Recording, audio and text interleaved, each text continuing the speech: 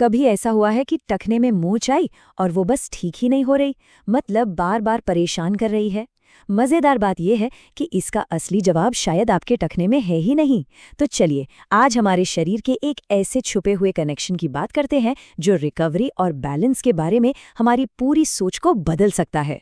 तो अगले कुछ मिनटों का हमारा रोड मैप कुछ ऐसा है।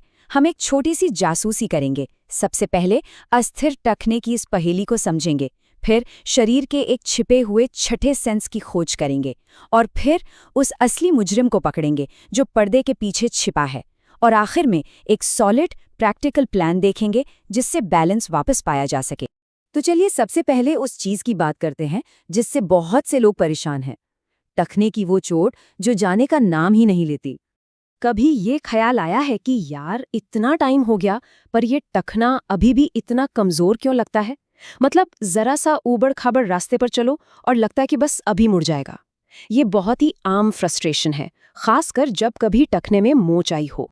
और देखिए, ये सिर्फ एक एहसास या वहम नहीं है। रिसर्च में एक चौंकाने वाला आंकड़ा सामने आया है। लगभग 70% लोग जिन्हें टखने में मोच आती है, उन्हें ये चोट बार बार होती है। इसी को डॉक्टर्स कहते हैं क्रॉनिक एंकल इंस्टेबिलिटी, मतलब एक ऐसी हालत जहां टखना परमानेंटली कमजोर और अनस्टेबल महसूस होता है। तो सवाल ये है कि आखिर ऐसा हो क्यों रहा है? अच्छा, इसे समझने के लिए हमें अपनी 5 सेंसेस जो हमने स्कूल में सीखी थी उनसे थोड़ा आगे जाना होगा। हमें अपने शरीर के एक छिपे हुए छठे सेंस को समझना होगा। इस सेंस का नाम है प्रोप्रियोसेप्शन। इसे आप अपने शरीर का इंटरनल जीपीएस मान सकते हैं। ये क्या है? ये आपके दिमाग और मसल्स के बीच लगातार चलने वाली एक बातचीत है, एक सबकॉन्शियस बातचीत जो आपको बताती है कि आपके शरीर के हिस्से स्पेस में कहाँ हैं बिना उन्हें देखे। यही वजह है कि हम आंखें बंद करके भी अपनी नाक को छू सकते हैं। और ये सिस्टम काम कैसे करता है, ये बहुत मज़ेदार है।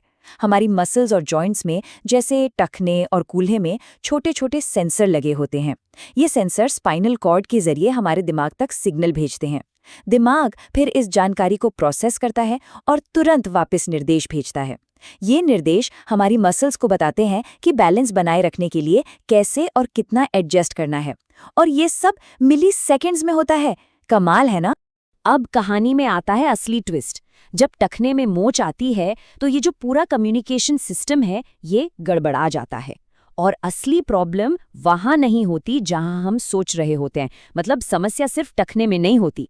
रिसर्च इशारा करती है एक ऐसे मुजरिम की तरफ जो हमारी बॉडी की काइनेटिक चेन में काफी ऊपर बैठा है। काइनेटिक चेन का मतलब है कि हमारे सारे जॉइंट्स और मसल्स एक चेन की कड़ियों की तरह जुड़े हुए हैं। जी हाँ, आपने सही समझा। असल में कूल्हे के मसल्स, खासकर जो साइड की मसल्स होती हैं, उनकी कमजोरी का सीधा कनेक्शन है हमारे अस्थिर टखनों से। सोच कर देखिए, जब हमारे कूल्हों की बड़ी मजबूत मसल्स अपना काम ठीक से नहीं कर पाती तो सारा लोड किस पर आता है? हमारे बेचारे छोटे टखने पर।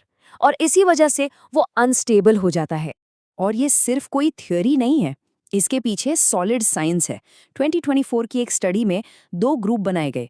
एक ग्रुप ने सिर्फ बैलेंस की एक्सरसाइज की, दूसरे ग्रुप ने बैलेंस एक्सरसाइज के साथ साथ कूल्हों को मजबूत करने वाली एक्सरसाइज भी की। और नतीजे वो कमाल के थे। जिस ग्रुप ने कूल्हों पर काम किया उनके डायनामिक बैलेंस में 13% तक का सुधार दिखा, जबकि सिर्फ बैलेंस एक्सरसाइज करने वाले ग्रुप में ये सुधार सिर्फ 7% के आसपास था। तो ये एकदम साफ है कि कूल्हों को मजबूत करने से टखनों की स्टेबिलिटी पर कितना बड़ा फर्क पड़ता है।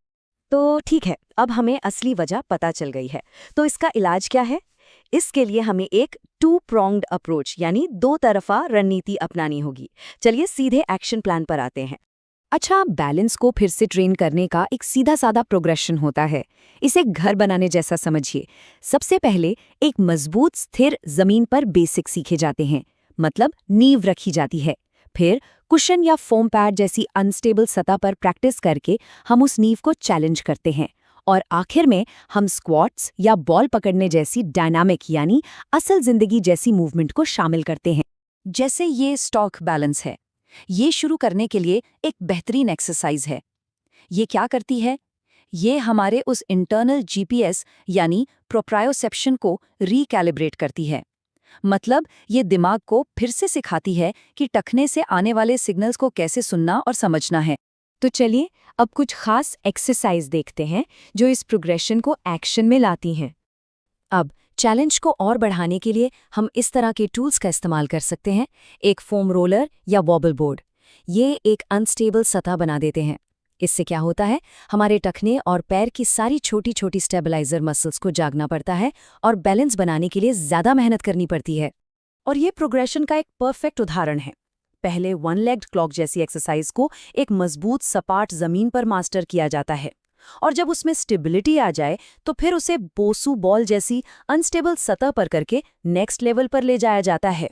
और हाँ, सबसे जरूरी बात, इस पूरी इक्वेशन का दूसरा और सबसे अहम हिस्सा नहीं भूलना है, हमारे कूल्हे।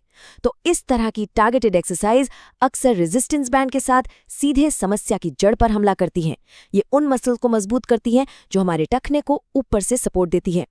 तो चलिए अब इन सारी बातों को जोड़कर देखते हैं, इस पूरी चर्चा से हमें क्या समझ में आया, मतलब बिग पिक्चर क्या है। सबसे बड़ा टेकअवे ये है कि हमारा शरीर एक इंटरकनेक्टेड सिस्टम है, सब कुछ एक दूसरे से जुड़ा है। तो अगर किसी का टखना कमज़ोर है या बार बार मुड़ता है तो सिर्फ टखने पर ही ध्यान नहीं देना चाहिए। असली समाधान शायद ऊपर कूल्हों में छिपा हो। सबसे अच्छी रिकवरी वो होती है जो सिर्फ लक्षण का नहीं बल्कि जड़ का इलाज करे। और ये हमें एक बहुत ही मजबूत सोच के साथ छोड़ जाता है। हमारे शरीर में ऐसे कितने ही और गुप्त कनेक्शंस होंगे जिन्हें हम नज़रअंदाज कर रहे हैं। कूल्हे और टखने जैसे इन छुपे हुए संबंधों को समझना ही बेहतर मूवमेंट, चोटों से बचने और एक ओवरऑल हेल्दी लाइफ को अनलॉक करने की चाबी है।